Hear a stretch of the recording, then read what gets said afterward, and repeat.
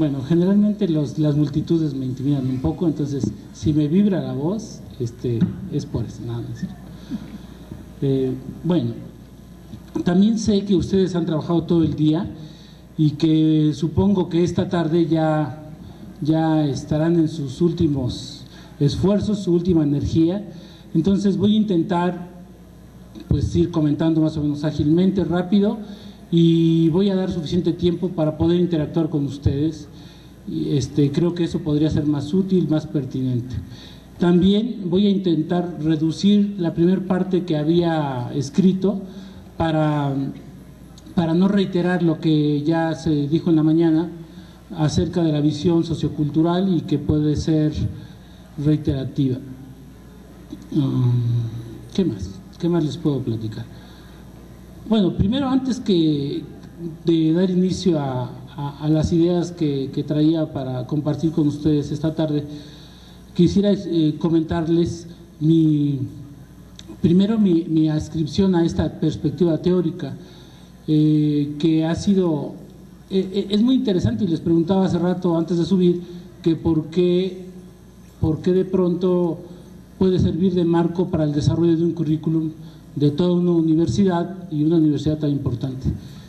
Porque sí es interesante el que un marco como que por muchos años fue relegado y estuvo un poco al margen del desarrollo teórico, a partir de las últimas décadas, 80s, 90s, tuvo un boom y un crecimiento en los centros de investigación educativa, y hoy uno abre cualquier revista de educación y va a ver algún artículo desde esta perspectiva. Entonces me llama la atención, me es interesante. Yo a finales de los 70 pues leía a Vygotsky y no se me ocurrió que en el siglo XXI pues fuera así de interesante, de importante para muchas personas. Yo trabajo en la educación, hago investigación educativa. Más que por la educación en primera instancia, es por mi interés en el desarrollo de los procesos intelectuales. He trabajado en diferentes niveles y aún les comentaré más adelante de un desarrollo que tenemos en la Facultad de Psicología de la UNAM, utilizando este marco para desarrollar un sistema de prácticas en la licenciatura y otras incursiones que he tenido. Pero tengo un proyecto de investigación donde he intentado aplicar esta visión teórica, porque mi interés fundamental ha sido, hoy lo he tomado como pretexto, como terreno para investigar y extender mi trabajo a partir de esta visión vygotskiana, es en el aprendizaje de las matemáticas, en los diferentes niveles educativos hasta la licenciatura. Porque como ustedes saben, los tres ejes de la educación básica, que son la lectoescritura, las matemáticas y el aprendizaje de la ciencia, son los ejes fundamentales, y se supone que los muchachos al transitar por los niveles preescolar, primaria y secundaria saldrán con la alfabetización mínima para ingresar al nivel medio y superior. Y como ustedes también saben, supongo, las evaluaciones últimas, tanto al interior de las instituciones educativas de educación básica como las evaluaciones internacionales, han mostrado que el sistema educativo mexicano pues no ha logrado impactar el desarrollo y el aprendizaje de los muchachos, ¿no? Estos datos, los últimos de Enlace y los anteriores de PISA, donde México participó, como ya éramos país del primer mundo, pues entramos al grupo de los países electos de la OCDE y participamos en esta evaluación de PISA 2003. Y México, de todos los países, es el último lugar. Solamente hubo uno más bajo, que fue Brasil, y no era de la OCDE. Una cosa que se observó ahí es que los niños, los jóvenes de 15 años, al terminar la secundaria, no han logrado desarrollar las habilidades mínimas de pensamiento.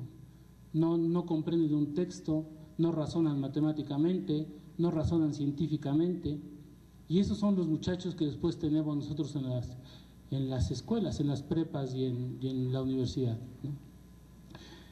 Bueno, ante esa problemática, sabiendo que las matemáticas son uno de los temas más problemáticos en la educación en todos los niveles, pues he intentado desarrollar ahí algunas investigaciones.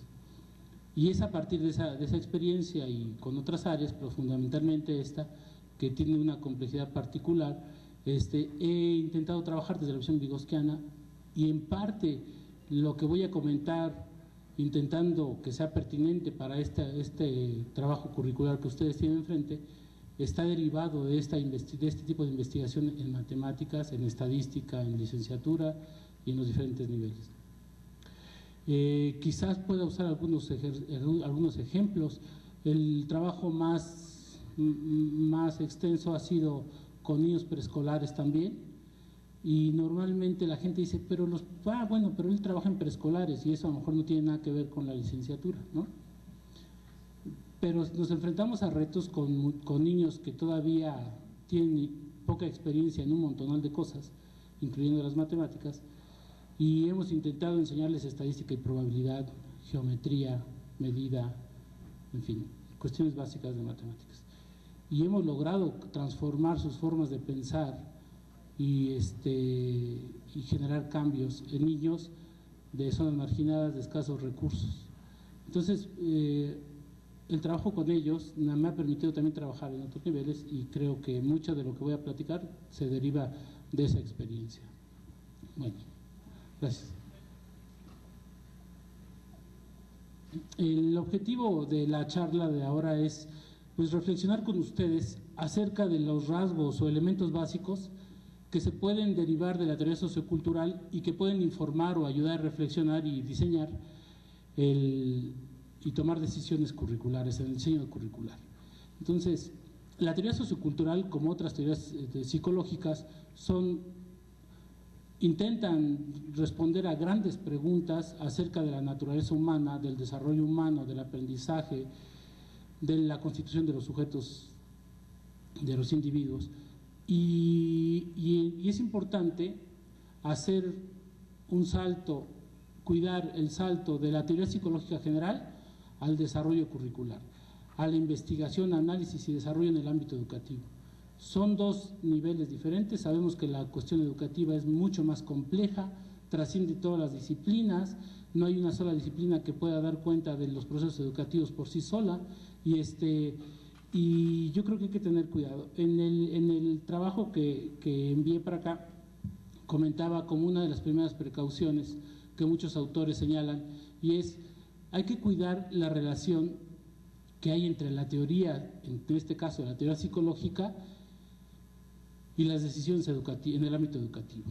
¿Por qué? Porque hubo una tradición desde mediados del siglo XIX, finales del siglo XIX y principios del XX, en donde la psicología tuvo una relación más bien prescriptiva con la educación, ¿sí?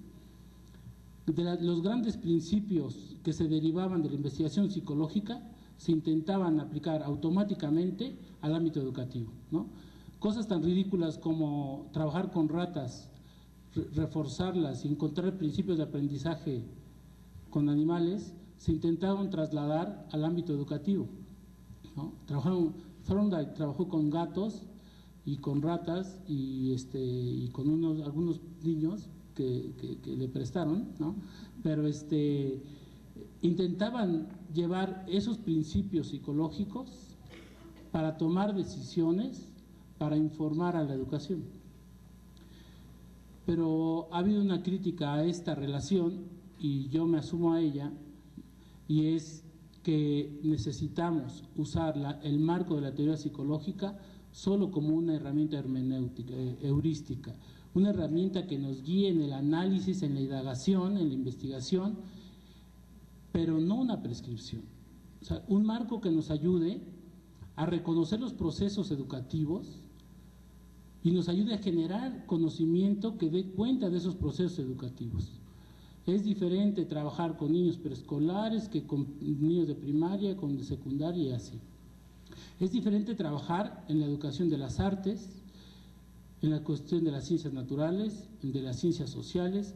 Requieren formas de pensar, formas de abordar de manera diferente la naturaleza de los contenidos y de los docentes, de los contextos donde sucede el aprendizaje de las diferentes materias, requiere investigación pertinente, particular, y no tomar una teoría como un marco que automáticamente dicta lo que hay que hacer, ¿no?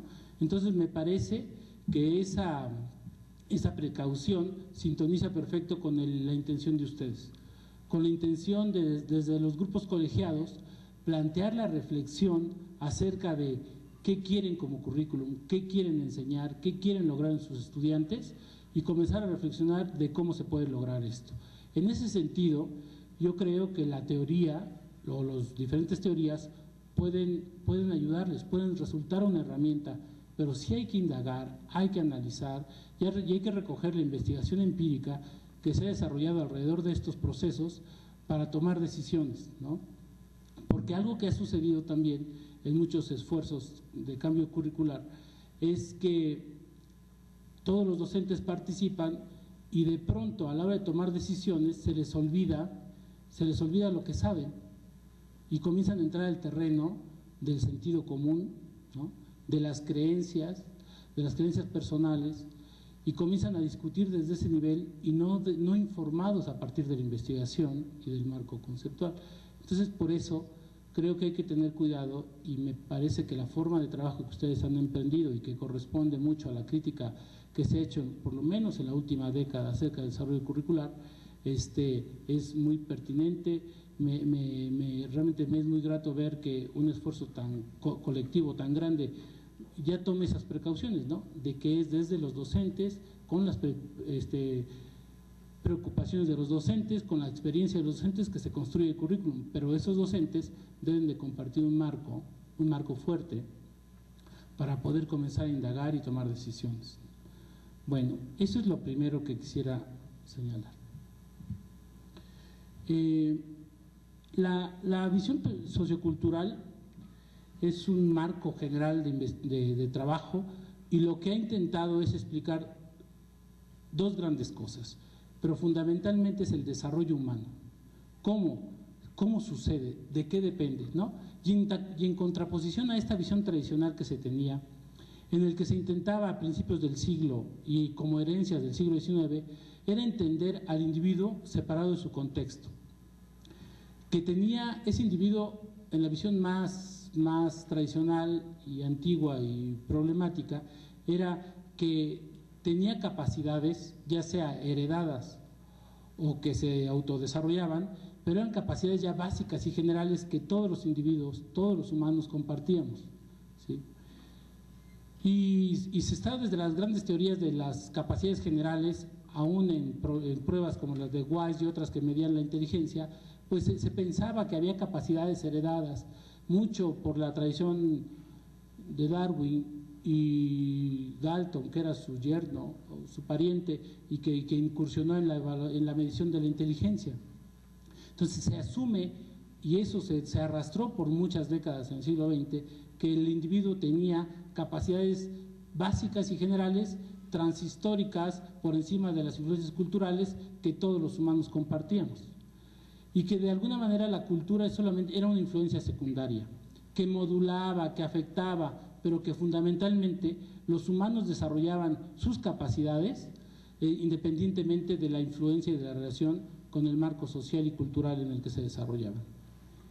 En contraposición a esta posición, y que se tardó en desarrollar, fue la visión sociocultural, ¿no? Como ustedes saben, por su lado, y lo que comentaron en la mañana, deberían de haber señalado que Vygotsky pues murió temprano y toda esa onda nostálgica de que fue un genio que no terminó su obra y todo eso que se cuenta, pero que después se cruzaron varios elementos que hizo que su pensamiento se comenzara a circular nuevamente, se comenzara a usar como marco de referencia, y uno de ellos fue, en parte, la investigación que estaban haciendo en Estados Unidos, la investigación transcultural, donde se comparaban desarrollos de los individuos en el norte de África, en el sur de México, y en los grupos de indígenas en Estados Unidos, los nativos de Estados Unidos, y comenzaban a comparar y ver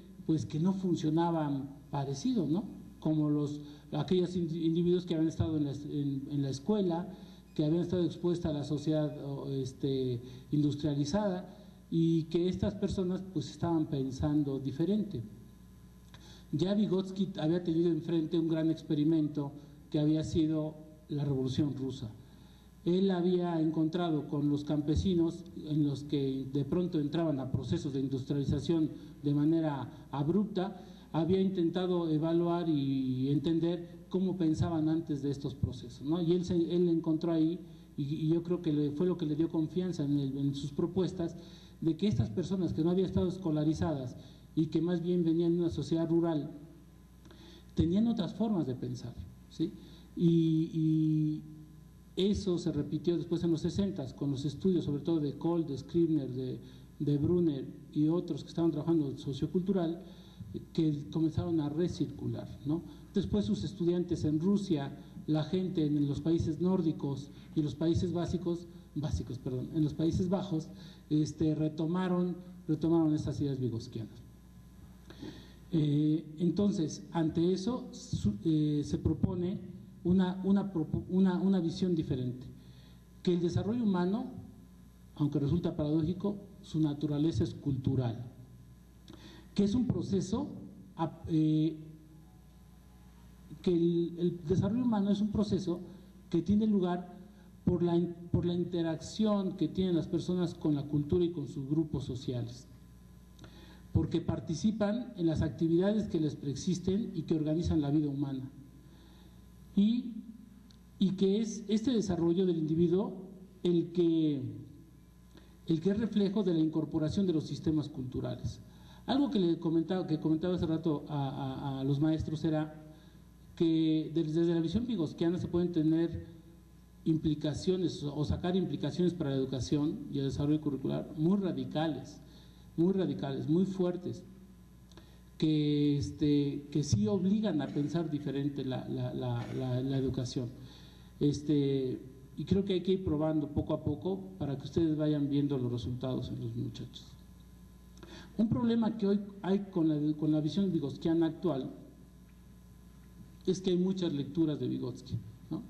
Hay muchos grupos que han hecho énfasis. Hay desde los vygotskianos cognitivos gringos, que tienen un pie más en la psicología cognitiva, pero que han usado la visión sociocultural para explicar cosas y que han limpiado la teoría vygotskiana de un montón de cosas, por ejemplo, de la visión de la situación, de la actividad, de la noción marxista que tenía Vygotsky, etc.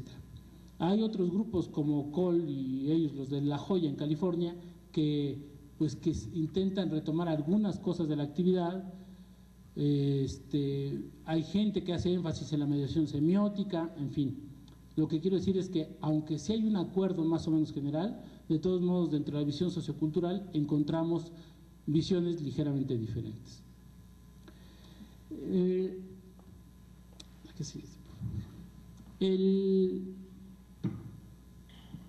Vygotsky soluciona de una manera diferente a teorías como la piagetiana, soluciona la relación entre aprendizaje y desarrollo diferente, ¿no? Antes, con la visión piagetiana se esperaba que los individuos, a partir de los procesos, sobre todo en la visión piagetiana de los 70s, con su teoría funcional, se esperaba que los sujetos construyeran, autoestructuraran de manera cada vez más compleja sus estructuras intelectuales. Y estas estructuras le ayudaban a entender la realidad a la que se enfrentaba. Entonces, de una manera quizá maniquea, podemos decir que primero estaba el desarrollo de las estructuras intelectuales, y gracias a esas estructuras intelectuales nosotros podíamos aprender todo lo que había a nuestro alrededor. De ahí se sacaron derivaciones que no eran culpa de Piaget, pero que resultaron a veces también ridículas o extremas, y que mucha gente se preguntaba, ¿tendremos que esperar a que los muchachos desarrollen sus estructuras formales para enseñarles física o química? ¿No? Y entonces, ¿qué hacemos mientras para estimular la formación de las estructuras operatorias para que después aprendan? Porque Piaget planteaba que primero era el desarrollo intelectual, el desarrollo de este gran sistema, de este aparato mental, y que eso era lo que les daba cuenta de la realidad que nos circunda. A diferencia de esto, Vygotsky plantea que es primero el aprendizaje y gracias al aprendizaje que se da el desarrollo, ¿sí? Pero el aprendizaje, desde la visión vygotskiana, tiene un énfasis y es que es aprender a usar los sistemas culturales. Y ya entraremos más adelante al análisis de esto. O sea, el aprendizaje por eso tiene que tener lugar en contextos sociales, en sistemas de actividad desarrollados por la sociedad históricamente, porque es ahí donde se usan y aparecen y se construyeron los grandes sistemas culturales, por ejemplo las matemáticas, ¿no? Las matemáticas no fueron siempre lo que conocemos hoy de las matemáticas. Este sistema abstracto, con premisas, con reglas, que a partir del cual uno puede operar sobre la realidad, aunque la realidad no esté ahí, nos podemos imaginar mundos posibles a través de las matemáticas. Cosas como lo hizo algún griego, de saber cuánto medía la Tierra a pesar de que no tenía una cinta métrica gigante, ¿no? Ni tenía fotos vía satélite, pudo establecer cuánto medía la Tierra. O todos los que ustedes saben de los pensadores que propusieron y cambiaron las formas de pensar acerca de si la Tierra era plana, si éramos el centro del universo, si el Sol giraba alrededor nuestro, nosotros alrededor de él, etcétera.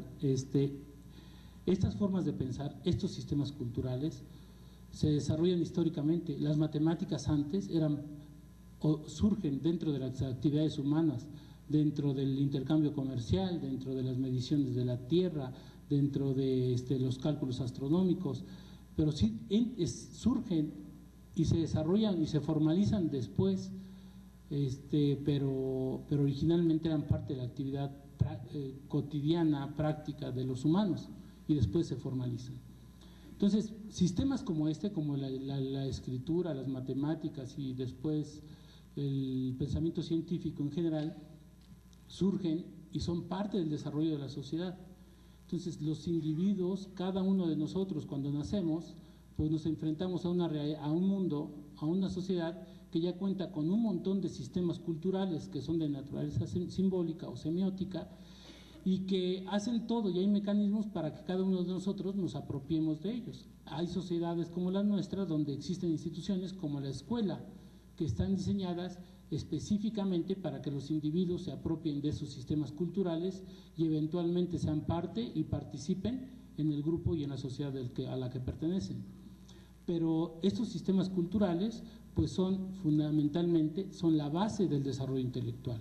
En la medida que yo los aprendo y que los uso, que aprendo a usarlos en las situaciones pertinentes, se desarrollan capacidades que yo no tengo, que no tenía antes de usarlos, ¿sí? O sea, nosotros al aprender matemáticas podemos pensar sobre cosas que no podríamos si no tuviéramos las matemáticas, ¿sí? Igual que toda la ciencia, si nosotros no tenemos sistemas disciplinarios para pensar, pues no nos podemos imaginar, no podemos pensar cosas que sí se pueden pensar a través de ellas. Entonces, eso está en el centro de la explicación vygotskiana, que el aprendizaje depende fundamentalmente del uso, de aprender a usar los sistemas culturales. Entre ello, todo lo que hemos seleccionado para que sea parte del currículo. Y que el uso de estas herramientas se lleva a cabo en contextos específicos, y eso es lo que va a representar el desarrollo humano. Estas herramientas culturales son las que comentaba, como algunos ejemplos de ellas: la escritura, las matemáticas, los sistemas de medición, los sistemas de intercambio comercial, los sistemas de parentesco, las aplicaciones tecnológicas y todo aquello que conforma el currículum, que son el currículum de las universidades, que son los sistemas de explicación que tenemos, los sistemas de investigación que tenemos, las metodologías, los marcos teóricos, son sistemas culturales que nos ayudan a pensar sobre la realidad, son abstracciones sobre la realidad que nos ayudan a pensar sobre ello. Entonces, apropiárselas, saber usarlas, eso es lo que va a generar cambios en el individuo, ¿no? Gracias. Y aquí, retomando a gente como Michael Cole o Barbara Rogoff, retomo una de las premisas o apuestas más fuertes quizá de la visión sociocultural, y es y Michael Cole lo resume en el título de uno de sus artículos más importantes, dice, donde la cultura y la cognición se crean. ¿Por qué habla esto? Porque por un lado, el individuo cuando nace en un grupo social particular, se apropia de estos sistemas culturales y en esa apropiación surge la cognición, surgen los sistemas cognitivos, surgen las estructuras de pensamiento, ¿sí?, en la medida que me apropio de los sistemas culturales.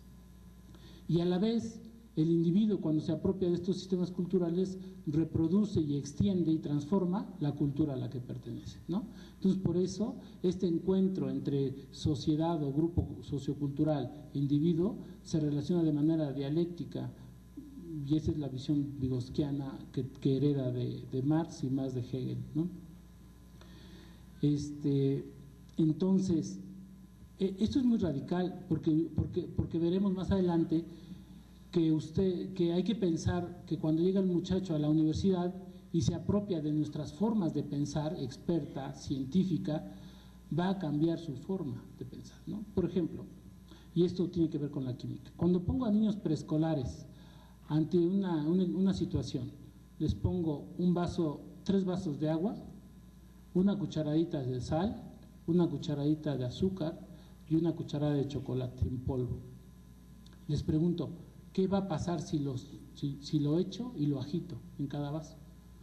Dice, pues nada, se va a quedar ahí, ¿no? Cuando lo mezclamos la sal, dice, desapareció, ¿no? Cuando le echamos el azúcar, ve que desaparece.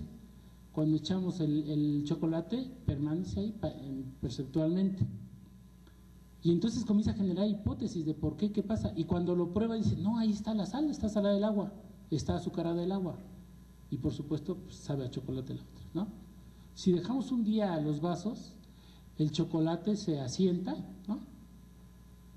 Y entonces el niño puede comenzar a usar, con la ayuda del adulto, conceptos como disolución y mezcla, ¿sí?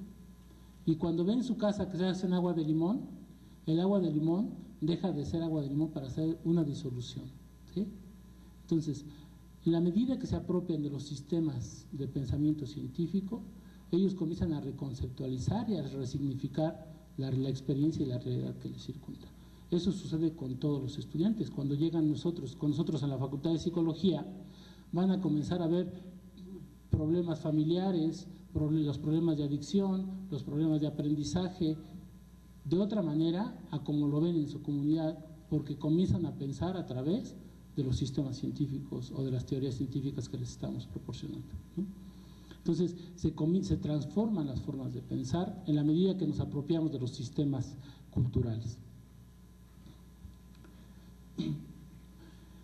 Por eso es importante que cuando pensamos el currículum y el currículum cómo ordena y se selecciona los contenidos, los ordena en los programas y definen cómo se van a lograr esos objetivos que se proponen en los programas y se propone en el currículum general, todo se cristaliza en las actividades de aprendizaje, en cómo en situaciones concretas los docentes jóvenes y conocimientos o contenidos interactúan y se propicia la reconceptualización, la reconstrucción del niño o del joven de esos contenidos. Es aquí donde la propuesta vygotsquiana tiene sentido. ¿Cómo es que creamos estas actividades? O sea, las decisiones que tomamos a nivel curricular y la elaboración de los programas se cristalizan en las actividades estrictas de aprendizaje que diseñamos. Algunos de los elementos socioculturales que de seguro revisaron en la mañana son estos: la actividad social o la actividad sociocultural o los sistemas de actividad dependiendo del autor que tomen. Es quizá el concepto más fuerte, más gordo, más definitivo que hay desde lo vygotsquiano, ¿sí? Y es donde creo que a ustedes les va a generar problemas para pensar en cómo construir las actividades de aprendizaje. Porque son estas actividades sociales o sistemas de actividad son aquellas que la sociedad ha desarrollado. Nada en lo humano es natural. O sea, ustedes no pueden pensar a un humano fuera de alguna situación o sistema de actividad. Lo piensa uno en el trabajo, lo piensa uno en la familia, lo piensa uno en el deporte, lo piensa uno en el partido político, en la iglesia, en algún lugar donde son sistemas organizados, donde se tienen metas, motivos, formas de trabajo, formas de interacción que están preestablecidas, hay reglas. Nada del humano, ningún humano está fuera de los sistemas de actividad, ¿no? Esto es lo importante, porque dice Vygotsky, es ahí donde el individuo construye su conocimiento, construye sus formas de pensar, ¿sí? Y esa noción de actividad es la que vamos a tomar y lo van a ver todas las implicaciones que tiene cuando ya pensamos en la escuela, en las situaciones educativas, cómo construimos las actividades. O sea, si seguimos la argumentación de Vygotsky, las situaciones de aprendizaje para los muchachos tendrán que ser en actividades reales, en actividades auténticas, donde se usen los sistemas de actividad o sistemas culturales, perdón, y que son pertinentes, ¿no? Como dice un autor, por más rico y por más que quiera simular el salón de clase, la realidad sigue siendo un salón de clase, ¿sí? Por eso las actividades que vamos a diseñar, que vamos a pensar, tienen que ser auténticas, genuinas, donde realmente se requiera usar los sistemas de conocimiento. La otra es la interacción, es el mecanismo fundamental que plantea Vygotsky y que sucede ya dentro de la actividad, porque fíjense, hay salidas, sobre todo desde la psicología cognitiva, que ponen la interacción y la interacción entre compañeros como un mecanismo fundamental, solamente que esa interacción se da en el aula, ¿sí? Bajo situaciones más bien artificiales, descontextualizadas. Y sí empujan la interacción y sí se ven cambios, pero no es en este sentido vygotskiano. La interacción sucede dentro de actividades complejas, situaciones sociales que tienen sentido social y culturalmente. Después, la naturaleza de esta interacción no es cualquier interacción, sino es la interacción que se da fundamentalmente entre alguien que tiene más experiencia y alguien inexperto en esa actividad, en el uso de esos sistemas, y que recibe ayuda del otro, asistencia, guía, comparte su conocimiento y lo sostiene para que participe y realice la actividad, aunque no esté en sus capacidades actuales, pero que eventualmente va a estar en sus capacidades. Eso es la zona proximal de desarrollo, y en ese es el tipo de interacciones constructivas que se requieren desde la visión vygotskiana. Por otro lado, esto requiere, si ustedes imaginan a un experto, a un docente que es experto en química, que sabe física, que sabe sociología, que sabe antropología y quiere enseñar a sus estudiantes a que aprendan a usar alguna de sus disciplinas, a hacer investigación o hacer cualquier actuación, llevar a cabo cualquier actuación profesional, pues se requiere la actividad conjunta, ¿sí? Que el docente y los alumnos estén trabajando colaborativamente en esa actividad para que el muchacho entonces se apropie de esas formas de actuar, de pensar acerca de esa actividad y de los instrumentos culturales. Esa actividad conjunta requiere el uso de herramientas culturales en esas tareas complejas, porque también esa es una conclusión vygotskiana para la educación. Las actividades en que involucramos a los muchachos tienen que ser actividades complejas, porque la lógica que nos lleva tradicionalmente en el diseño de situaciones educativas es hacerlo simple, ¿no? Y desde aquella idea en la educación básica de hay que hacer trocitos todo para que después el muchacho se le facilite, ¿no? Y entonces decimos sase, siso, su, ese oso, si se sea, ¿no? Y después lo replicamos eso en la universidad también, le damos cachitos y cachitos, y un día pensamos que con fines didácticos va a ser más fácil, y lo que estamos haciendo desde mi punto de vista es que más bien estamos metiéndole el pie al muchacho, porque entre más fragmentado está, menos sentido tiene, más difícil es de apropiarse, ¿no? Y usarlo posteriormente.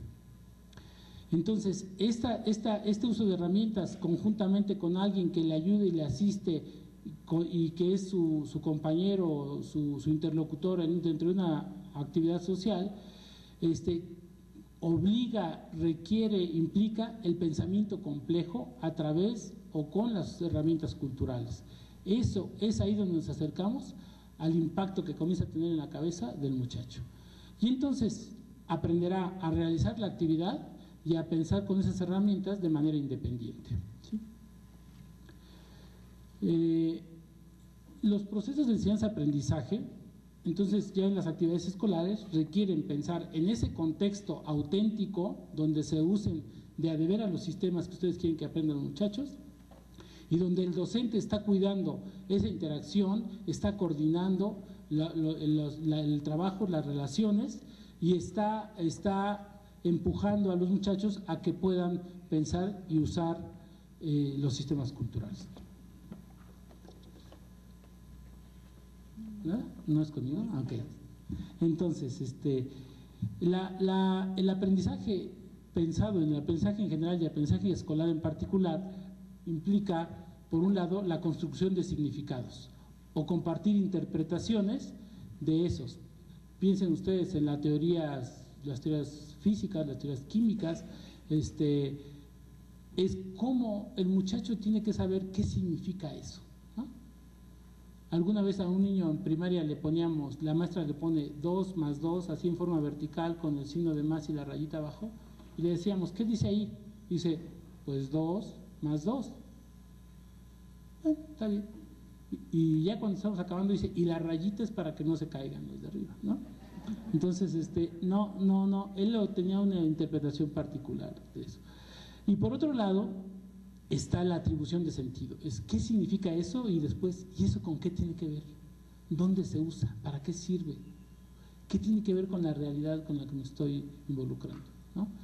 Entonces, por eso el aprendizaje, desde el punto de vista vygotsiano, requiere todos los elementos de los que hablaba anterior, ¿no? Cuando pensamos el currículo como proyecto, es decir, donde tenemos que establecer qué queremos enseñar, qué queremos lograr en los muchachos, yo quisiera aquí hacer traer algo de lo vygotsiano para esta decisión, ¿no? Algo importante que se logró, fíjense la transición que pasó. Hasta los 70s, la visión conductista que afectaba a la educación decía, es importante que los muchachos repitan el conocimiento y en el mejor de los casos que lo memoricen, ¿no? Entonces ahí todos aprendimos con el baldor y repetir todos los miles de problemas, hacíamos los algoritmos y asumíamos que ya había aprendido, porque lo repetía, ¿no? Aquel que se acordara de más ecuaciones pasaba, ¿no? Y ya después en los 60, a partir de los 60, con la lectura de Piaget en el mundo y la visión constructivista que inunda el mundo educativo, pues dice, ya no es suficiente que repita el conocimiento, necesitamos que lo comprenda, ¿sí? Que comprenda las cosas, es decir, que le dé significado a las cosas. Y está el cruce ahí, este paso medio híbrido que Ausubel y Novak, que están entre dejando atrás el conductismo y entrando a lo cognitivo y lo constructivista, y dicen, no, pues que lo comprendan, ¿no?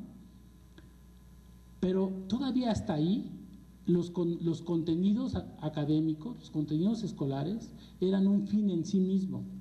Que entiendan la teoría X, que entiendan la teoría Y, ¿sí? Que aprendan tal técnica. Los contenidos han sido concebidos como un fin en sí mismo. Y la teoría vygotsiana diría, si retomamos lo que he dicho antes, es no. Esos sistemas culturales, como la ciencia o las matemáticas, son para hacer cosas. Sirven para la investigación, sirven para la intervención, sirven para el diseño, es decir, sirven para las actuaciones profesionales. No son un fin en sí mismo, sino son un medio para lograr la actuación profesional en el ámbito laboral y social. Entonces, sí hay que ponerlos, son fundamentales, pero son un medio para que se desarrollen estas formas de pensar de los muchachos, ¿sí? Constituyen herramientas para entender la realidad y guían su actuación en diferentes ámbitos. Y esperamos que al apropiarse de estos sistemas, ellos cambien sus formas de pensar, que cambien sus sistemas de creencias, sus formas de actuar, ¿no? y que esto les permita integrarse finalmente a las actividades humanas. Ya lo harán como médicos, como abogados, como ingenieros, ¿sí? Porque saben usar estos sistemas, no es suficiente con que los comprendan. Por eso, hacer ambientes de aprendizaje en el aula que fueran más ricos, dieron más o menos, cumplieron los anhelos de los constructivistas de la última parte del siglo pasado. Pero la crítica que hay a finales de los 90 es: no es suficiente eso, no es suficiente que los aprendan, que los comprendan, sino tienen que usarlos, ¿sí? En la evaluación de PISA les ponen a los muchachos, imagínense ustedes, un edificio de 20 pisos y les preguntan: ¿cuál es la altura en metros de este edificio? A ver, hagan la operación. ¿Cuánto mide en metros? ¿Cuánto mide de altura un edificio de 20 pisos? Entonces, eso que se están preguntando pues de cuánto depende de cuánto mide cada piso, ¿no? Pues medirá, si el piso mide 2 metros o 2,5, pues podrá medir 40, 50, 60 metros el edificio, ¿no? Pero este razonamiento lo tiene que hacer el muchacho para resolver ese problema. Los mexicanos pudieron resolver problemas que decían: ¿cuánto es 2 más 2? 25 por 30. Eso los pudieron resolver. Son problemas rutinarios, algorítmicos, donde solo usaban un procedimiento. Pero cuando tenían que decidir qué operación usar, transformar el problema real en un problema matemático, usar las operaciones adecuadas y regresar al problema real, ya no podían, ¿sí? Entonces, comprender la suma y la multiplicación no es suficiente. Hay que saber usarla, ¿sí? Tiene que tener sentido. Los muchachos tienen que poderlo ver afuera, ¿no? Entonces, es en ese sentido que pienso que en el currículum nos puede ayudar a tomar una decisión. No los contenidos, esos contenidos con los que inundamos a los muchachos, no son un fin en sí mismo, sino para hacer cosas y participar en las actividades sociales, en los sistemas de actividad. El currículum como herramienta, también en el sentido de cómo el currículum informa al docente cómo lograr esos objetivos que se han propuesto y que se van a proponer en cada una de sus facultades y sus carreras. Pues hay algunas cosas fundamentales, ¿no? El currículum tiene que decir cómo tiene que actuar el docente.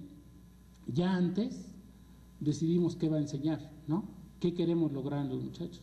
Ahora, el currículum también tiene que decir, entonces, ¿qué tiene que hacer el maestro? ¿Cómo tiene que actuar? ¿Cómo se tiene que relacionar? ¿No? ¿Qué tienen que hacer los muchachos? ¿Cómo tienen que participar? ¿Y cuál es la naturaleza de esos sistemas de actividades donde se van a usar los sistemas culturales? Entonces, ustedes imagínense, el maestro, todavía en la UNAM hay algunos maestros que sucede, ¿no? Que dice, su clase es: vamos a ver la definición de esquizofrenia. Entonces, la definición que ha venido dando hace 10 o 20 años, que ya todos los muchachos se lo pasan, ya de un grupo a otro se pasan las tarjetitas que el maestro pide para la calificación final. Entonces escriben: esquizofrenia es tal, punto.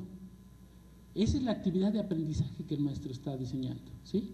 Dictar definiciones. Digo, parece arcaico, pero sucede todavía, ¿no? Y quizás es un caso extremo, pero suceden todavía cosas parecidas con una lógica parecida. Las actividades de aprendizaje que diseño y las formas de actuación, o sea, el maestro informa, el maestro lee, el maestro les platica, ¿no? ¿O qué otras actividades pueden desarrollar? Hacen un proyecto, generan una empresa, construyen una obra de arte. ¿Cuál es la situación compleja, social, significativa, que permite que fluyan los contenidos, que se usen los sistemas culturales, que el maestro pueda mostrar, modelar, guiar, apoyar, y que el muchacho pueda usarlos sin todavía saberlo, poder usarlos con la ayuda del docente? Esas son de las cosas que deberían de comenzar a informar la teoría vygotsquiana, ¿no? Las implicaciones curriculares de estos algunos de los elementos que señalaba de la cuestión vygotsquiana: la actividad social, la naturaleza de la participación de los estudiantes. O sea, estos que están en negritas y quizá uno que no puse ahí, me parece que son de los elementos fundamentales que yo pensaría desde la teoría vygotsquiana para cuando desarrollo cualquier situación educativa, ya sea desde el currículum o un programa o una clase. Estas son las cosas que yo tengo que trabajar, y por eso lo pongo a partir del currículum como una herramienta. O sea, cómo les ayuda a ustedes como grupos colegiados y después como maestros en lo individual en la construcción y conducción de las actividades de aprendizaje. Estos creo que son los rasgos fundamentales que habría que retomar. La noción de actividad. ¿Qué actividades? No es suficiente las actividades repetitivas, no es suficiente las de memorización, las elementales de identificación. O sea, si yo en un curso tengo preguntas de opción múltiple, tengo esas preguntas que relacionan una columna con otra, si tengo esas cosas tan elementales, no estoy cumpliendo este anhelo vygotsquiano de actividades socialmente significativas, ¿no? Ahorita les voy a platicar una experiencia que desarrollamos en la Facultad de Psicología con los estudiantes de licenciatura y que fue realmente exitosa, que tiene que ver con esto. Bueno, lo adelanto. Por ejemplo, la actividad que desarrollamos. Sabemos que para los psicólogos, hay 3 formas de actuación básica. Nos contratan para hacer evaluaciones, nos contratan para hacer intervenciones y nos contratan para hacer investigación y quizá para el diseño. Entonces los muchachos desde el primer semestre participaron en un proyecto de evaluación, participaron en un proyecto de investigación, participaron en un proyecto de intervención, ¿sí?, en colaboración con su docente. Claro, son de primer semestre, no saben psicología, pero con el maestro aprenden a usar la psicología para comenzar a pensar acerca de los problemas, ¿sí? Y conducen todo, diseñan, piensan, leen, integran, diseñan instrumentos, toman datos, los analizan, los reportan. Y después de esa experiencia, tuvieron un paseo por la psicología, pero en la acción, ¿sí? Y pudieron entender a qué se refiere la psicología, sus teorías, sus métodos, sus técnicas. Y alguna maestra que era de las más grandes del Consejo Técnico que no estaba muy a gusto, decía, pero es que lo que van a querer hacer en cuarto semestre es ir a poner su consultorio, ¿no? Y esa es una responsabilidad para nosotros. ¿Saben qué pasó con los alumnos cuando llegaron a cuarto semestre bajo este modelo? Regresaron corriendo a la facultad, porque la conciencia que tenían es que necesitaban aprender más, conocer mejor las teorías, desarrollar habilidades, conocer metodologías, porque veían que los problemas en la realidad eran mucho más complejos que los que estaban en los libros, ¿sí?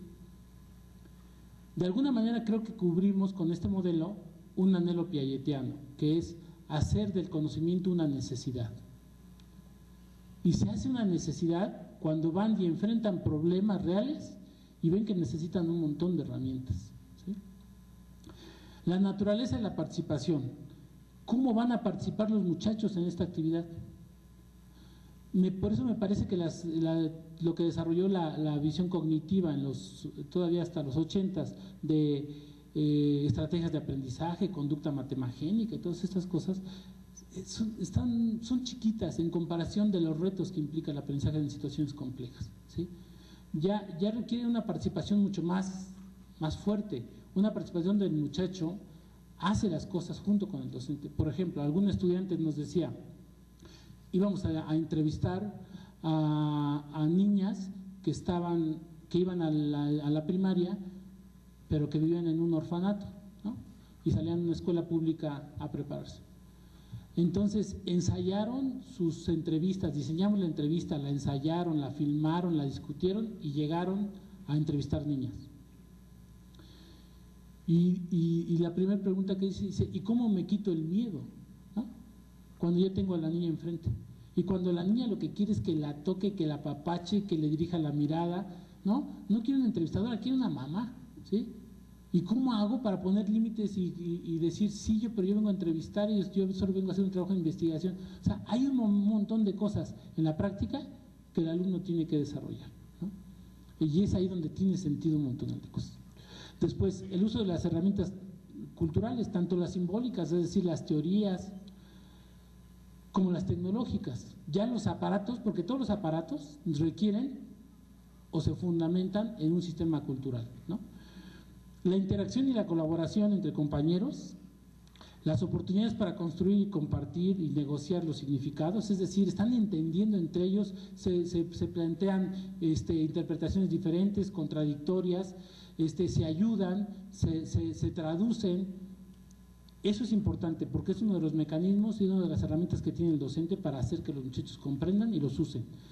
Y por otro lado está el apoyo, el papel del docente como apoyo, como guía, como modelo, ¿sí?, que muestra cómo se desarrolla. Bueno, entonces la actividad, este primer gran aspecto, la actividad social como situación de aprendizaje profesional. Eso es lo que ustedes se tendrían que estar pensando, ¿no? O sea, ¿cómo genero el aprendizaje profesional de químicos, de abogados, de médicos? ¿Y cuáles son entonces las actividades donde los voy a meter?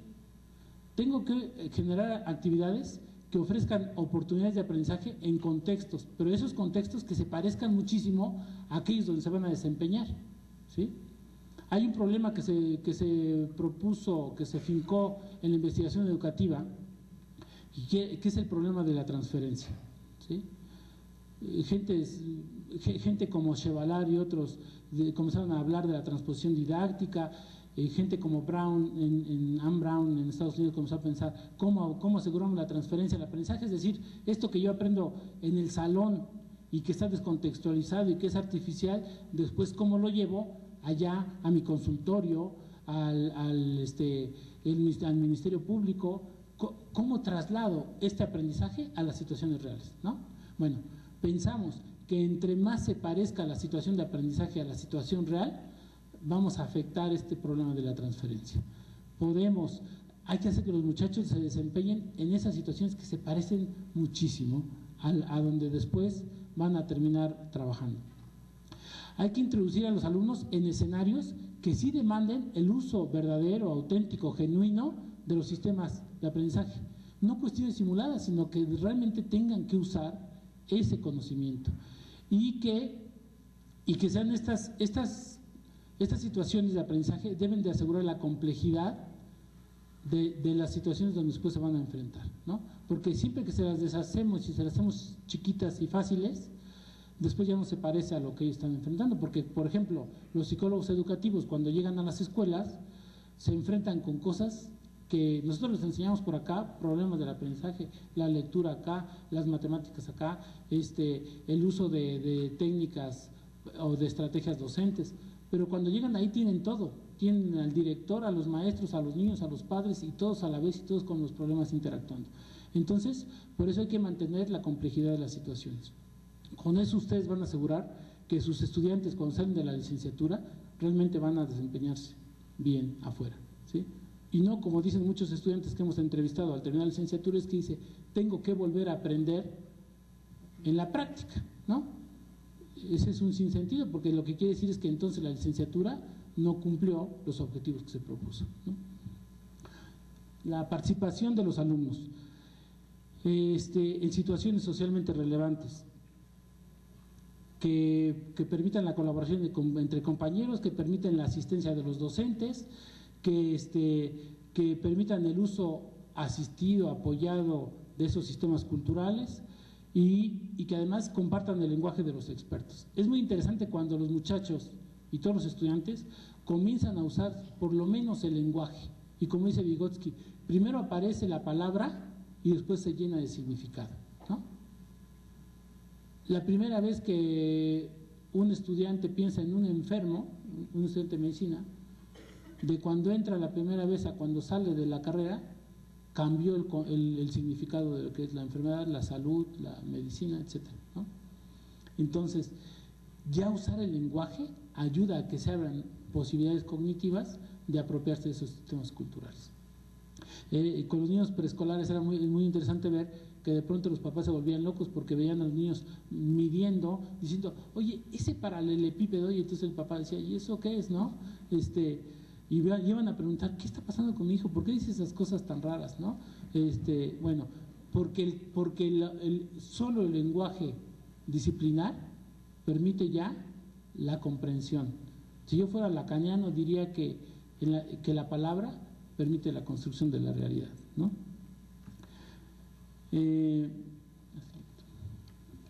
Ya voy avanzando, ya casi terminamos. De esta participación, pensar esta participación, fíjense, si nosotros asumimos que la participación en situaciones reales, auténticas, en sistemas de actividad socialmente construidos, es un requisito para el aprendizaje, para el desarrollo personal, para el desarrollo profesional, entonces la participación hay que cuidarla, hay que construirla. Pero si las situaciones son muy aplanadas, son pequeñas, son descontextualizadas, la participación del muchacho se reduce, las posibilidades son muy reducidas. Entonces, algunas de las consecuencias de la participación en situaciones reales, con la asistencia del docente, donde usen de verdad los sistemas culturales, es que aprenden a usar las herramientas, pero de forma específica, ¿sí? Un problema que tenemos en la facultad es que algunos maestros quieren enseñar cursos de método, ¿sí? El método, como si el método estuviera por encima de todo, ¿no? Como si estuviera desligado de las teorías, como si estuviera desligado de las situaciones concretas de uso, ¿sí? Entonces, es importante que aprendan a usar esos sistemas culturales en las formas adecuadas y específicas, ¿sí? Pensar en la medicina sin pensar en los espacios rurales donde va a ir el muchacho, o los hospitales de tercer nivel donde pueden llegar a trabajar, es dejarlos un poco en el vacío, ¿no? Porque algo que aprenden son también la cultura del contexto, de los espacios de trabajo, cómo se piensa, cómo se trabaja, cómo se relaciona, las reglas, las normas. Aprenden el significado funcional de las acciones, no aprenden cachitos que después saben hacer pero que ya no saben dónde van, ¿no? O como decía un estudiante, dice, es que sí sé usar los instrumentos, nada más dígame cuál uso, ¿no? Entonces, iba a tener algunos problemas afuera, ¿no? Aprenden las metas de las actividades, o sea, lo que se proponen en esos espacios laborales, en esos espacios de investigación o de intervención o de trabajo profesional, ya aprenden las metas que se tienen ahí, qué se quiere lograr con la actuación de las personas, de los profesionales. Y por otro lado, y es algo muy importante, que sobre todo gente que tiene que ver con Rogoff, con Leibo, Wenger, que son más bien antropólogos, estos últimos, y es muy importante, es la identidad. O sea, cuando los muchachos son introducidos a los espacios donde trabajan comunidades de práctica, como la de los abogados, los médicos, los ingenieros, los psicólogos, los maestros, aprenden, construyen una identidad, saben cuáles son los problemas que les son relevantes, cuáles son los problemas que donde ellos pueden intervenir, hasta dónde puede llegar, cuáles son las responsabilidades éticas, pero sí definen una identidad, ¿no? Algo que sucede es que de pronto llegan a los espacios laborales y todos hacen todo, ¿no? El odontólogo enseña biología, el médico hace instrumentos de actitudes en los espacios de salud, ¿sí? Y el alumno cuando llega allá y no ha entendido eso, no conoce eso, pues no tiene una identidad y termina haciendo cualquier cosa que le demanden, ¿no?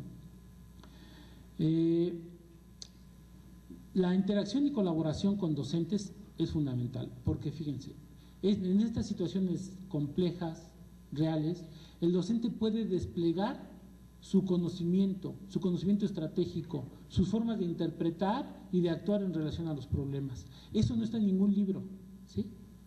El alumno tiene que ser testigo de eso. Y hay una noción que suena un poco rimbombante de Leib, que dice, es la participación periférica legítima. ¿Qué quiere decir? Es que de todos modos, aunque el muchacho no sepa hacer todavía nada respecto, o que no sepa hacer algo acerca de esa profesión o de eso que queremos enseñarle, de todos modos, solo el que sea testigo permite la apropiación paulatina de esos sistemas culturales, ¿sí? Entonces, el compartir con su docente estas formas expertas de actuar, de pensar, de abordar los problemas es fundamental. Y por otro lado, el docente tiene la oportunidad de ofrecer apoyo, de modelar, de apoyar la conducción, porque el muchacho no va a poder hacer cosas, pero el maestro entonces, no, mira, pero esto hazlo así, corrígelo así, a ver, aplícalo, no vamos a hacerlo así, veme a mí cómo lo hago, ¿no? Hay un sistema de capacitación de los psicólogos clínicos en la facultad que se acerca bastante a esto. La maestra en el primer semestre entra a la cámara de Gesell, de estos que tienen espejo de doble vista, que ella trata a su paciente y entonces están los alumnos viéndolos afuera, el paciente sabe que hay observadores, ¿no?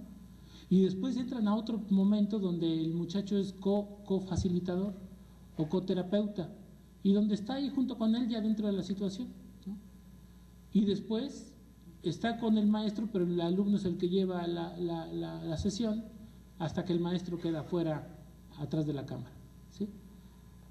A eso se refiere con que el maestro permite, muestra, ayuda, guía, sostiene. ¿Y qué quiere decir esto? Que el muchacho al inicio pues no puede llevar una sesión terapéutica solo, pero con este sostén del maestro durante todo ese tiempo y cediendo el control paulatino de la actividad, él al final podrá desempeñarse de manera independiente, ¿no? La interacción y colaboración con los compañeros también, bajo estas condiciones complejas, reales que he dicho, pues permite reflexionar y conocer las interpretaciones que tienen los otros, porque en el momento que yo escucho que un compañero dice algo y dice, no, pero eso no es lo que está pasando, yo no lo estoy viendo, genera un conflicto, implica o lleva a la necesidad de aclararlo, de discutirlo, de reflexionar sobre él. Permite o obliga a la transacción de yo pienso esto y tú qué piensas, ¿qué piensas? ¿Qué piensa el maestro? Esto permite finalmente la resignificación, la reestructuración de los sistemas de creencias con los que entra el alumno, ¿no? Normalmente en la Facultad de Psicología, por ejemplo, los alumnos entran pensando como su abuelita, ¿sí? Todos tienen una explicación acerca de la familia, de las adicciones, de la violencia, y comienzan a explicarlo desde este punto de vista. Lo que hay que hacer es hacer que las usen, y cuando las usen en una situación real, se dan cuenta que son insuficientes, que son sesgadas, que no tienen el potencial heurístico para explicar lo que están enfrentando, y entonces la cooperación y la interacción con los compañeros permite eso. O sea, se trastoca, se mueve lo que están pensando frente a la realidad y las explicaciones de los otros. Y por otro lado, permite el que asuman responsabilidades compartidas para que eventualmente terminen, ¿no? Cuando, por ejemplo, los vygotskianos fueron al norte de África a estudiar cómo la gente aprendía, donde no había educación formal, se veía que, por ejemplo, con los sastres en la sociedad árabe tienen un lugar muy importante, son como la clase media. ¿Por qué? Porque su trabajo es muy valioso. Normalmente un árabe en la vida por lo menos tiene que tener un traje sastre de lana oscuro, entonces son muy valiosos, ¿no? Y el maestro del taller de sastrería solamente toma un ayudante, normalmente es alguno de sus hijos, pero solo tiene un ayudante. Entonces, cuando entra al taller de sastrería, pues el maestro no le da la clase de corte 1, corte 2, ¿no? Diseño 1, cosido 2, no le hace situaciones didácticas así partiditas, ¿no? Sino el muchacho primero es testigo del proceso completo y paulatinamente le va cediendo responsabilidad al muchacho, hasta que logra construir su propio traje, un traje por sí mismo, ¿no? Entonces, con esa lógica, un poco se está pensando esto, hay que presentarle la situación completa, lo que sí se hace, todo, porque eso facilita la comprensión. En lugar de que esté partidito y un día lo tenga que integrar él, hay que presentárselo, hay que hacer que sea testigo, que participe poco a poco hasta que se haga cargo de él. Eso es lo que permite esta interacción con los compañeros que asumen responsabilidades compartidas. Cuando los muchachos tienen que diseñar instrumentos o tomar datos, pues no se los dejamos a uno solo, sino a un grupito que resuelve lo que tendría que resolver una sola persona, con la asistencia del maestro, ¿no? Y esta colaboración pues permite el que finalmente se compartan y se negocien los significados en la situación, pero es en la acción, no es afuera en el aula, afuera de la situación, en el aula donde estamos diciendo, ¿qué dice el autor? ¿Y tú qué piensas? ¿Y yo qué pienso? Hágame un resumen, haga un mapa conceptual. Ya estuvo, ya como entendió, hizo su mapa conceptual, entonces ya puede ir a aplicar las cosas. Eso está muy simplificado, no permite. Entonces lo que hay que hacer es que el muchacho, tenemos que alterar lo que está pensando de entrada, hay que hacer que lo use y la única manera es ponerlo a colaborar y actuar junto con nosotros. Hay que impulsar esta reconstrucción personal de sus formas de pensar para que adquiera modelos poderosos, ¿sí? Los niños de la calle aprenden a sumar y a restar muy rápidamente. Los niños que venden en las calles. Hay estudios en Brasil y en muchos lugares donde han visto que las matemáticas se aprenden en la calle rapidísimo. Y se aprenden mucho mejor o más rápido que en la escuela. Uno le da un billete, le dan cambio, les da la bolsa de dulces y ellos reparten rápido y saben cuánto van a ganar, ¿sí? Pero eso está limitado, porque ya cuando uno tiene que calcular millones y ya no puede tener los dulces, el millón de dulces ahí enfrente, ya no puede, ¿sí? O sea, las matemáticas formales resultan una herramienta poderosa, un modelo poderoso para poder hablar de eso, ¿no? Calcular la entrada de las naves espaciales a la Tierra no se podría, porque no se puede ir uno a medir allá arriba así como viene, ¿no? Quebrándose, no puede decir eso. Y cuando se han equivocado, pues se destruye la nave, ¿no? A un grupo entero de la NASA lo corrieron por no hacer el cálculo adecuado, porque una nave se destruyó al entrar. Entonces, los sistemas formales, los sistemas que le estamos compartiendo al muchacho, son sistemas poderosos, son sistemas validados. Y aquí quiero introducir una idea también acerca de las teorías científicas, los modelos que les damos en la universidad, no son verdaderos, ¿no? Son válidos. Si fueran verdaderos, alguien habrá estado equivocado antes, ¿sí? Y nosotros estaremos equivocados después, porque siempre la ciencia va construyéndose, va desarrollándose, va cambiando. Entonces, el conocimiento científico no es verdadero, es válido, y estos conocimientos válidos son los que le estamos dando porque son poderosos, ¿sí? Y le permiten actuar de una manera que no podría si solamente partiera de la actividad concreta. Y permite reflexionar en la acción. Esta colaboración con el docente, con los alumnos en situaciones reales, permite reflexionar en la acción y decir por qué pasa eso, qué hay que hacer con ello, cómo lo resuelvo, y después afuera hay que reflexionar sobre la acción. ¿Y eso qué tiene que ver con la teoría? ¿Y eso qué tiene que ver con ese marco teórico? ¿Dónde están los aspectos éticos? Y todo se enseña de manera integrada. Hay que hacer que circulen los conocimientos previos. Las creencias, los modelos, las interpretaciones previas son muy resistentes. Se ha mostrado que, por ejemplo, los que estudian para maestros, los que estudian la licenciatura en educación en el mundo, cuando ingresan ya a la escuela a trabajar como docentes, comienzan a usar lo que pensaban antes de entrar a la carrera, ¿sí? Es que yo tuve un maestro que me enseñó así, es que yo… ¿sí? Es impresionante que están siendo capacitados para enseñar, los meten a todas las teorías educativas, todo eso que aprende uno en la licenciatura, y la mayoría usa sus creencias previas a la carrera, ¿sí? Entonces las creencias son muy resistentes. Alguna vez en la Facultad de Ciencias de la UNAM hicieron un estudio y con estudiantes de física que salían de la licenciatura, ¿no? Entonces su maestro toma una moneda, lo avienta, lo cacha y dice, ¿qué fuerzas participaron en ello? Y todos los estudiantes lo explicaron como cualquier hijo de vecino, ¿sí? Se les olvidaron los vectores y todo eso, ¿ok? Entonces las creencias previas son muy resistentes. Por eso tenemos que hacer toda esta situación compleja, hacer que usen sus conocimientos, a confrontarlos y compartir con ellos formas más poderosas de pensar, ¿no? Las actividades complejas permiten eso, el despliegue de ese conocimiento, y favorecen su revisión, su apropiación y la negociación de nuevas explicaciones. El docente entonces necesita conocer las teorías previas, pero uno no aplica un examen diagnóstico y dice, a ver, ¿qué piensas de esto? No está mal para empezar, pero cuando uno está trabajando ya con eso en la realidad, uno ve que están pensando sobre ello, ¿no? Y es ahí donde uno puede actuar. El otro punto, ya casi para terminar, es que el docente a partir de la visión vygotsquiana tiene otro papel. Guía, pero solamente puede guiar si está dentro de una actividad real, ¿sí? Apoya y modela el desempeño profesional, lo que realmente es un experto. Comparte esas formas de aproximarse a los problemas, ¿no? Coordina la colaboración entre ellos porque sabe que la colaboración va a permitir la apropiación eventual de ese conocimiento. Promueve los intercambios y la reflexión, tiene herramientas para hacerlo en la situación y después de la situación.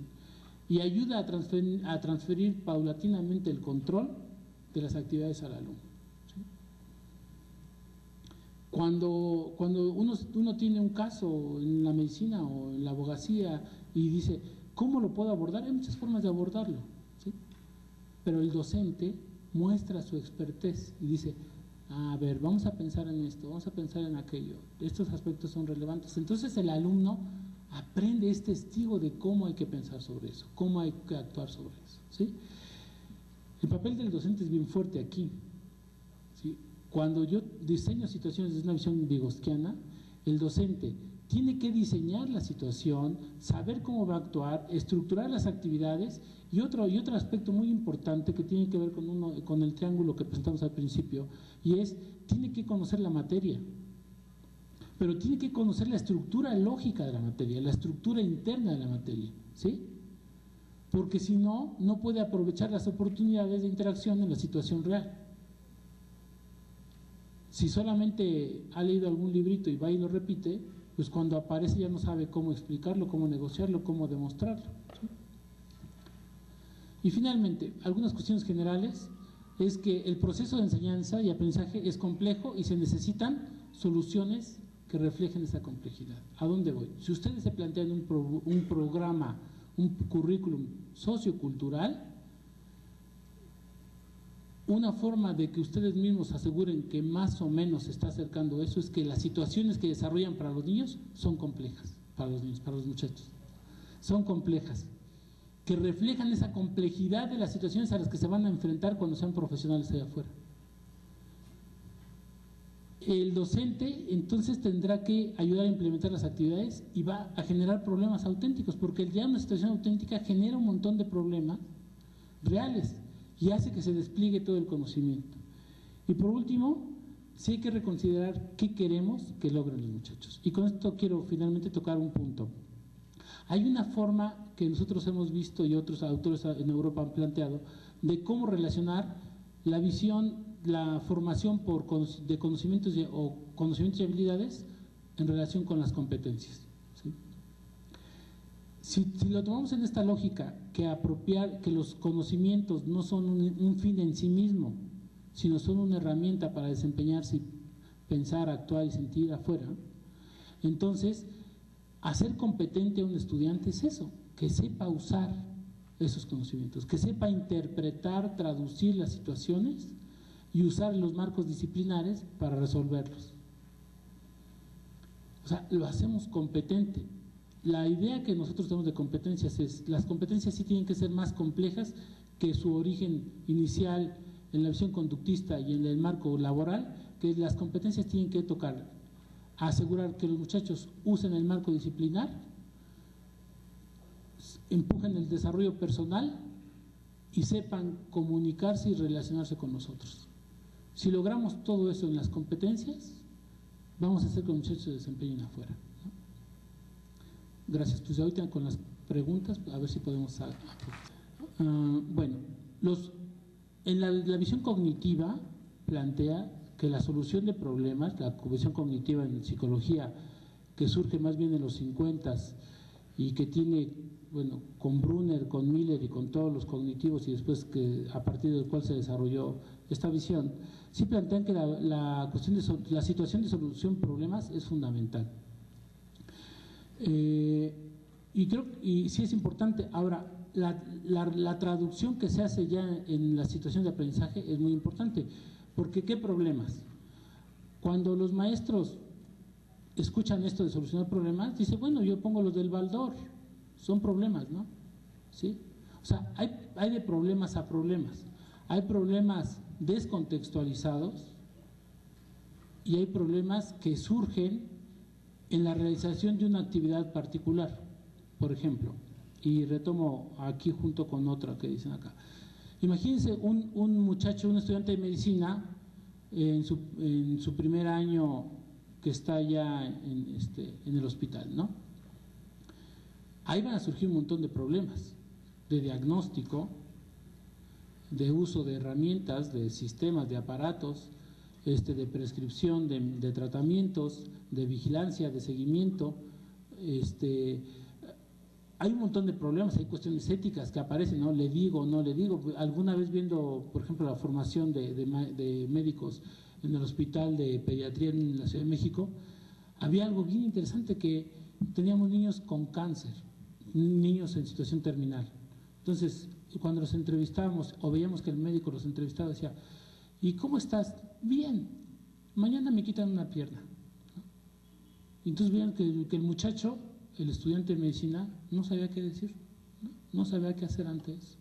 Mañana me quitan un ojo. Un jovencito de 10 años, de 12 años, ¿sí? Y veían que las piernitas del estudiante de medicina se hacían así, ¿no?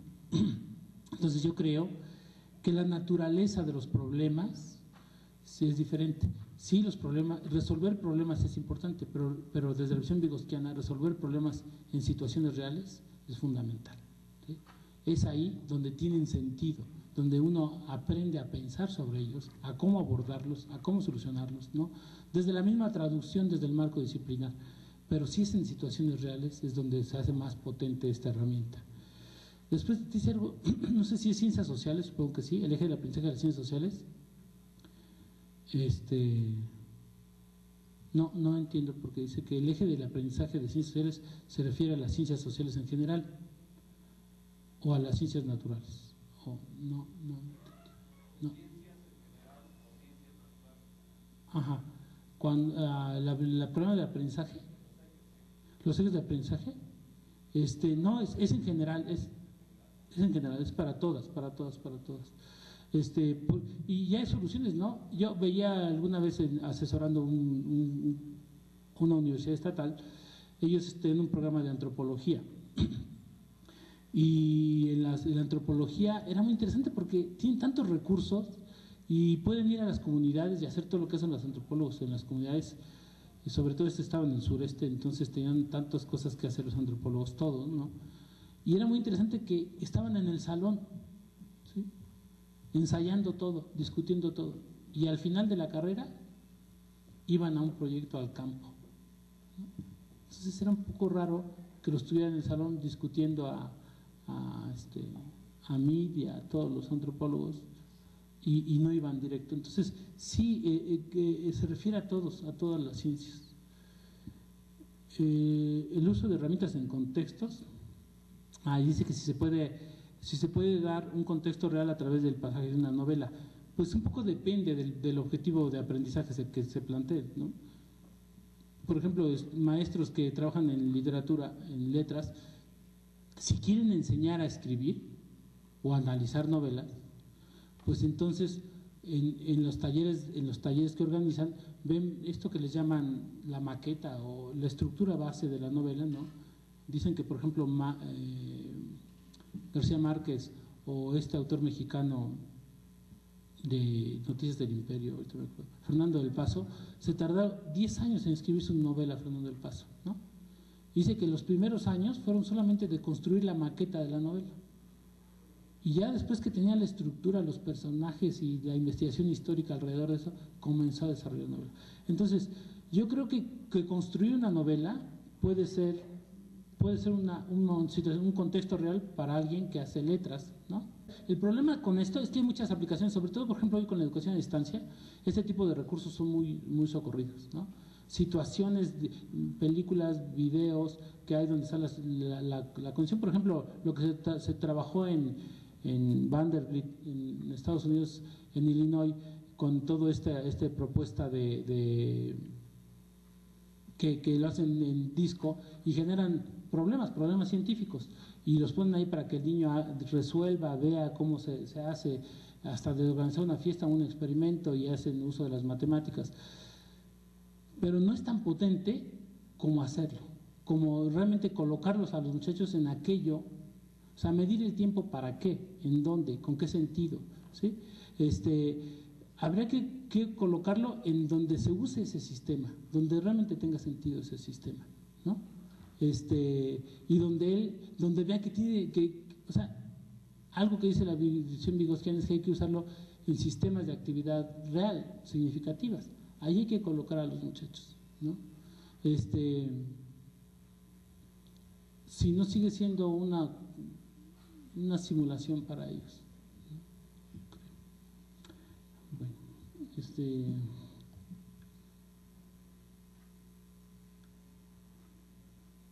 Ah, ok.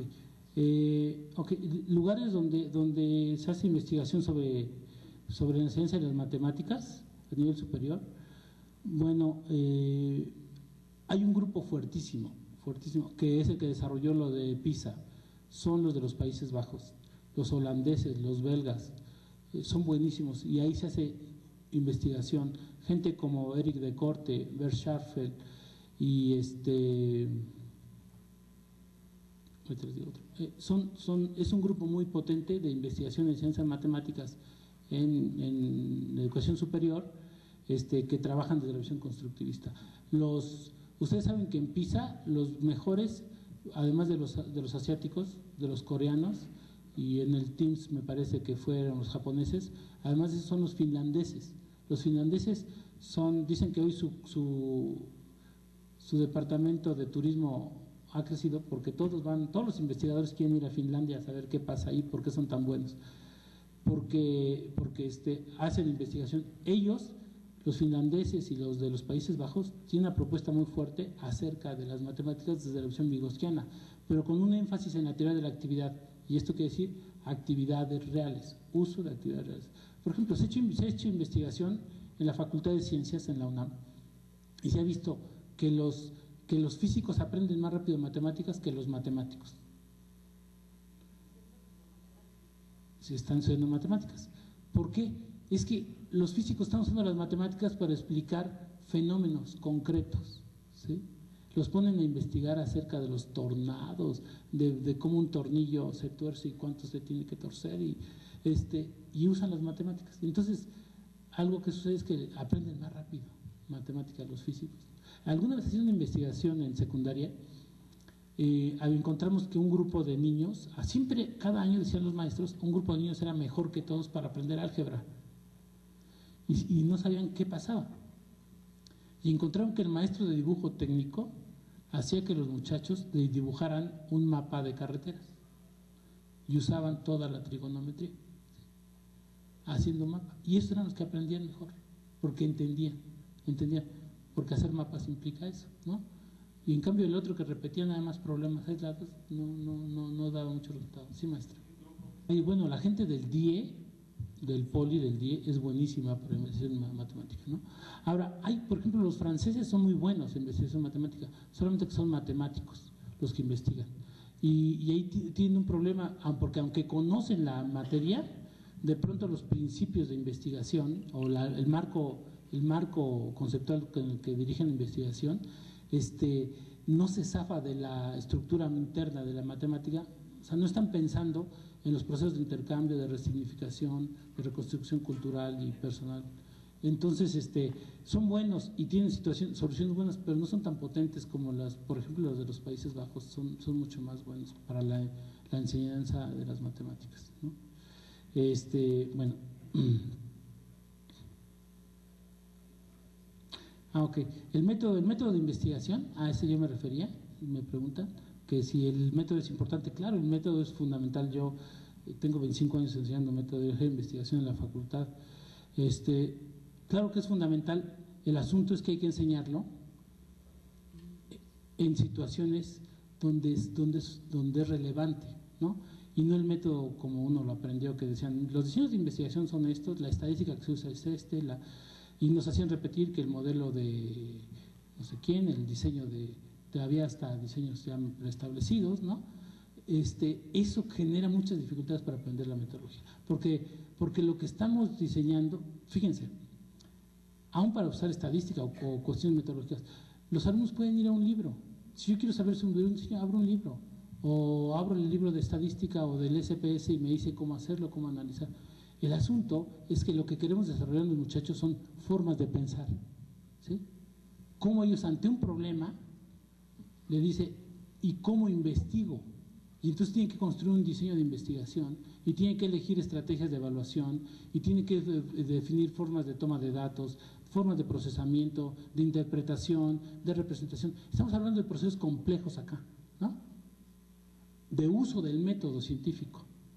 Pero entonces, para que aprendan a usar el método científico, hay que ponerlo ante problemas científicos, a problemas de investigación, es donde tiene sentido para ellos y pueden reconstruirlo. Entonces sí es muy importante.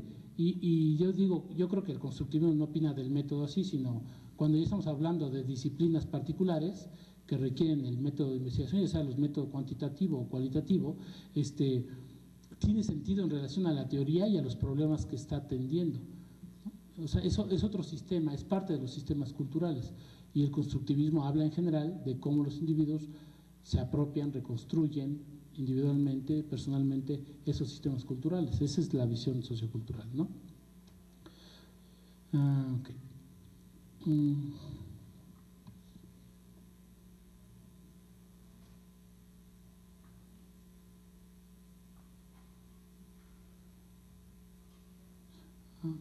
Bueno, esto es muy cierto. Lo que dice aquí la maestra es que cuando diseñamos aspectos de cómputo, de hardware, es muy costoso diseñarlo, ¿no?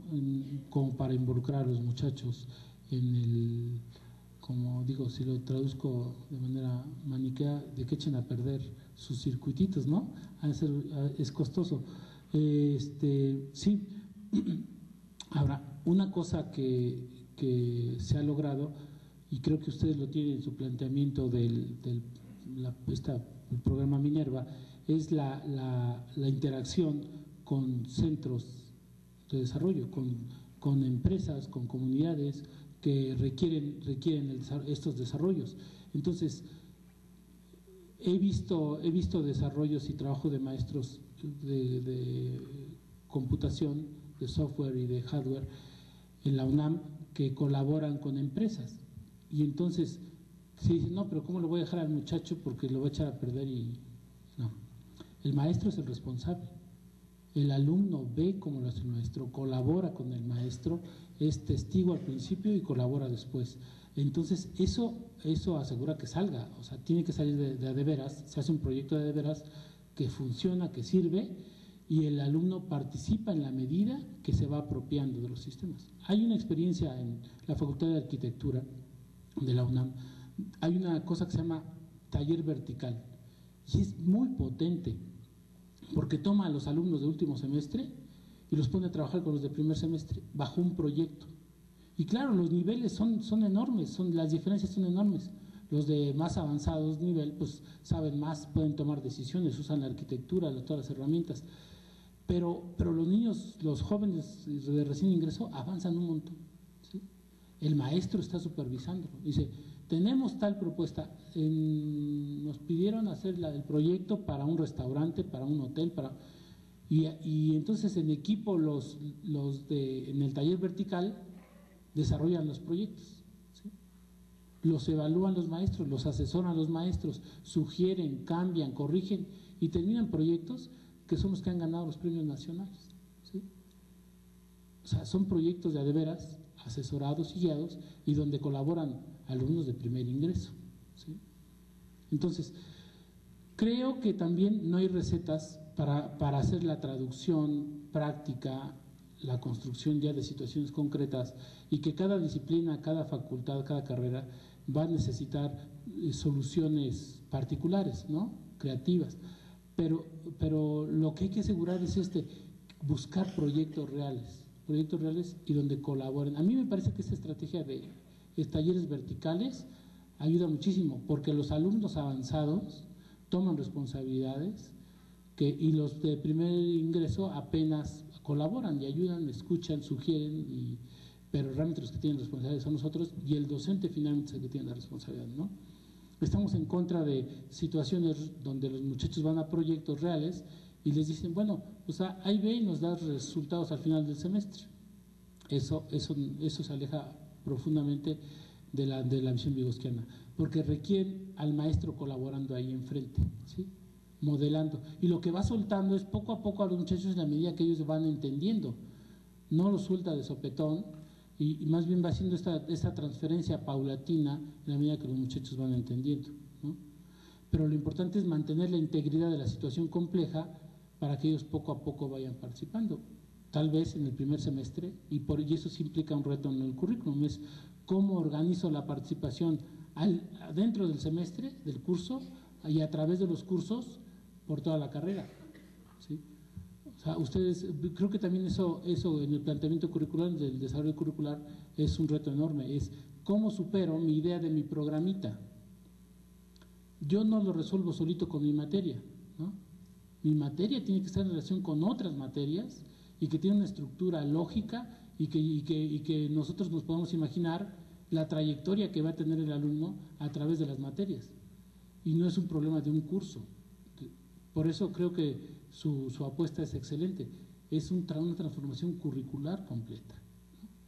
No es el esfuerzo individual, no son cursos en particular, sino es imaginarse cómo poder prever, visualizar la trayectoria del alumno a lo largo del currículo. Cada vez va a tener mayor autonomía, ¿no? Al principio pues será un testigo, pero sí tiene que ser testigo de procesos reales, de procesos complejos, y poco a poco irá adquiriendo más responsabilidad, ¿no?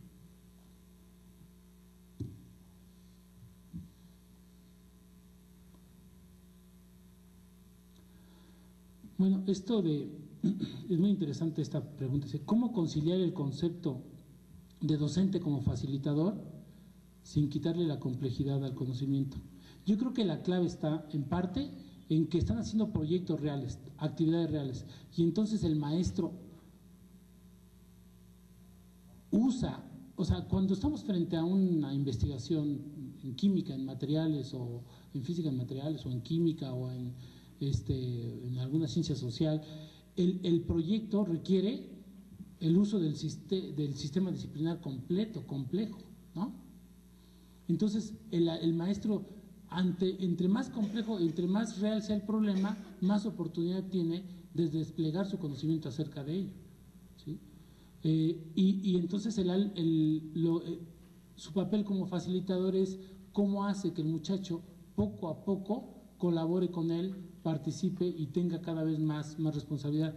Entonces, más que ser contradictorio o ser un obstáculo, creo que es realmente el escenario pertinente para que el maestro participe o tenga la función de facilitador, porque cuando las situaciones son en el salón, más bien parece como animador el maestro, ¿no? Que sea motivante, que sea bonito, que no se duerman, ¿sí? Que no hablen por celular, que no se salgan de clase. Entonces está más bien así como cuidando eso. Y cuando uno está en una situación real, eso nos ha pasado a nosotros con nuestros alumnos, es que ellos, uno dice, vamos a desarrollar un instrumento, vamos a tomar datos, vamos a analizar datos, vamos a presentar los resultados a la comunidad que nos permitió entrar. Eso permite que el maestro dice, a ver, ustedes lo hacen y hay que hacerlo. ¿Qué cosas hay que hacer? ¿Qué elementos? ¿Qué pasos? ¿Cómo seguimos? A ver, inténtenlo. Yo sugiero que tomen en cuenta tal y tal. Veo los resultados, lo corregimos, lo mejoramos hasta que queda decente y se puede presentar, ¿no? Entonces el maestro está facilitando, promoviendo el trabajo. Y lo mejor que les puede pasar es ver a sus alumnos que ustedes se pueden borrar y los alumnos lo hacen por completo, ¿sí? Ese es el facilitador. El facilitador sugiere, dice, y ya no hay problema de que el maestro dé respuestas, pues da las respuestas cuando ya los alumnos las requieren, son pertinentes, porque aunque dé una respuesta aquí, sabe que el proceso es mucho más complejo, ¿no? Bueno, me parece que el facilitador ahí es más fácil en una situación compleja. Ok, ¿cómo diseñar situaciones de actividades auténticas? Este es muy importante también, porque fíjense, ahí es donde los maestros, y ese es el reto que tienen ahora enfrente, los maestros tienen que, y lo hacen colectivamente, tienen que ponerse de acuerdo, por un lado, en la estructura interna de la materia que están enseñando, ¿sí? ¿Cómo se relacionan los contenidos de esa materia? Los conceptos, los métodos. ¿Por qué? Porque a la hora de diseñar la situación, primero elijo la situación, ¿no? Hay que tener un componente fuerte de gestión para hacer que los muchachos vayan a las comunidades, vayan a las empresas, vayan a los hospitales, vayan a las escuelas, ¿sí? Vayan a los laboratorios o construir laboratorios que son como autobuses escuela, ¿no? Eso de que uno se sube en un camión que esté hecho para enseñar a conducir, pero es un camión de veras, ¿no?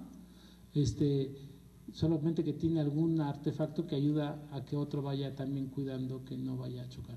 Entonces, hay que hacer laboratorios de ese tipo, donde se hace de veras cosas Y de ahí han surgido un montón de proyectos, ¿no? El que ya se desarrolló en los espacios universitarios, pues el automóvil con energía solar, las formas de transformar la energía a partir de materiales orgánicos. Son proyectos de verdad que hoy se están usando y que entonces las situaciones las actividades de aprendizaje auténticas hay que elegir los escenarios posibles, pero fíjense, algo que sucede que es muy importante, algo que nosotros analizamos e invitamos un montón de gente que había tenido experiencias de este tipo, y una experiencia nos resultó muy especialmente relevante y creo que es relevante para esto. Llevaron a sus muchachos a trabajar en comunidad, y cuando llegan con las personas, pues le dicen, mira, sí nos interesa lo que tú nos dices, pero nosotros lo primero que queremos es sembrar. Y entonces los estudiantes universitarios terminaron sembrando, ¿sí? Bueno, eso no nos puede pasar. Uno elige las situaciones y mantiene los objetivos de aprendizaje. Va a haber productos, va a haber resultados, va a haber regreso a las comunidades, a las personas, a las empresas, pero siempre manteniendo la integridad de los objetivos de aprendizaje y el dispositivo de enseñanza-aprendizaje. Y son situaciones reales. Por ejemplo, nosotros podemos llegar a investigar sobre los factores de riesgo de los niños indígenas que viven en la Ciudad de México, ¿sí? Trabajamos con las organizaciones que colaboran con estos niños. Y entonces ellos dicen, tenemos un montón de necesidades, sí, nosotros podemos responder esta. Y entonces a ellos les conviene, porque les vamos a dar información, vamos a dar sugerencias, trabajo, materiales, todo. Pero nosotros solo podemos responder esta y no podemos responder todas las que nos propongan, ¿sí? Entonces, desarrollamos la investigación, colaboramos con ellos, les regresamos. A partir de esa investigación ellos pudieron gestionar fondos ante el gobierno federal, ¿sí? No era nuestro objetivo inicial, pero el impacto que tiene para la comunidad sí es importante. Pero nosotros no perdimos nuestros objetivos de aprendizaje, ¿no? Entonces, por un lado hay que tener muy claro cuál es la estructura de nuestra materia y ver y poder diseñar cómo aparece en esa situación real. Yo creo que ese es el reto de diseño más fuerte que hay, ¿sí? No es cualquier situación, y sí hay que dirigir estas situaciones o actividad social hacia los objetivos de aprendizaje. Esa es una sugerencia de Rogoff, ¿sí? No puede ser cualquier situación. Entonces sí es una negociación de mantener la integridad de nuestra situación de aprendizaje en la situación real y que beneficie a las personas, pero sobre todo cubrimos primero nosotros nuestros objetivos, ¿no? Bueno, pues creo que vamos a… Bueno, esta última que esto que dice que ¿cómo es que se logra que los conocimientos sean transferibles o aplicables desde un diseño curricular fragmentado? Me parece que eso es el problema que intentamos resolver, o sea, que no esté fragmentado, ¿sí? Cuando está fragmentado, pues van a encontrar esos problemas, y me parece que es difícil, o sea, bajo una situación así, hacer un remiendo a eso es complicado. Las cosas que se han sugerido muchas, sobre todo desde la visión cognitiva, se hace énfasis en las habilidades generales de pensamiento, ¿sí? Sí. No son habilidades específicas de la situación, sino dice, a través de situaciones concretas desarrollamos habilidades generales de pensamiento. El problema, y eso se planteó en el 89 en un congreso, el más importante en cognición, y que la disputa era entre habilidades generales o habilidades específicas. Ellos dijeron ambas, pero las habilidades generales son fundamentales. Y entonces evitamos el problema de transferencia cuando hacemos que ellos desarrollen estas habilidades gigantes, ¿sí? Nada más que estas habilidades después no se pueden usar en los terrenos específicos. Eso es lo que arrojó la investigación, ¿no? Aunque sepa, como el ejemplo que les decía de los muchachos de física, ellos si les ponen un problema de física, bajo el contexto de física, en un laboratorio de física, van a pensar como físicos, ¿sí? Cuando les avientan la moneda enfrente como echando volados, ya no piensan como físicos. Entonces, las habilidades generales no se desarrollan, y digo, no se pueden, sí se desarrollan, pero después no se pueden aplicar a los aspectos específicos. Entonces, yo más bien creo que hay que corregir el currículum, porque no, fragmentado no va a dar resultado. Bueno, pues muchas gracias.